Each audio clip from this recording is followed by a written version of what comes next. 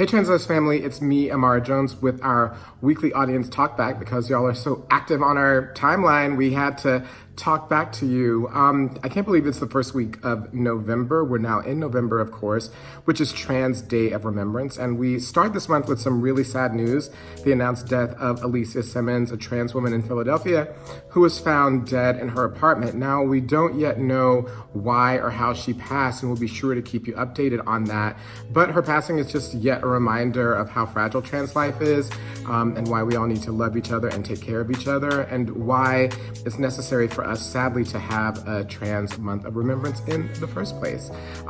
So on to our least talked about and most talked about stories. We're always going to start out with the most talked about story, and this week that is that of Amelio Robles Avila, who was a Mexican sort of revolutionary bandit who's also a trans man who lived at the end of the 19th century into the beginning of the 20th century, had a historic life, lived until 95 years old, married a woman, adopted a child. And I think that we are so enthralled in these stories because it's really important at a time of our erasure and when so many of us are being killed to remember that we have a history, we've always been here, we ain't going nowhere. So despite what they do to us, we're still gonna be here and still be like wrecking shop and everything as revolutionaries.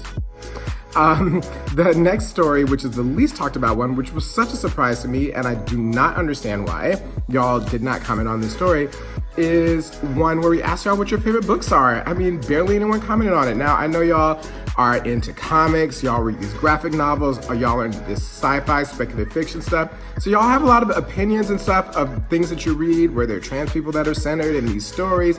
So go back on that timeline and please tell us what you're reading. Now, I'm also kind of guilty because I didn't comment either, but I don't know, now I feel shame. I shame myself so about my own sort of, platform, and I need to go back and comment. So go back and comment and tell us what you like. We also have some really exciting news. On Trans Day of Remembrance here in New York City, the Samsung, the big organization that makes all your cell phones and stuff, has teamed up with us at TransLash, and we're going to have a special day of remembrance. I can't believe I just called them the Samsung. In any event, like the Walmart. We're going to team up and have a Trans Day of Remembrance ceremony at the location in New York City of Samsung 837, which is at 837 Washington Avenue. So it's really convenient to remember. Go to our timeline, all of our social, and make sure that you sign up, register for that event so we make sure that you have a space. We intend it to be super meaningful to not only commemorate the lives that were lost, but also to talk about where we are and where we're headed.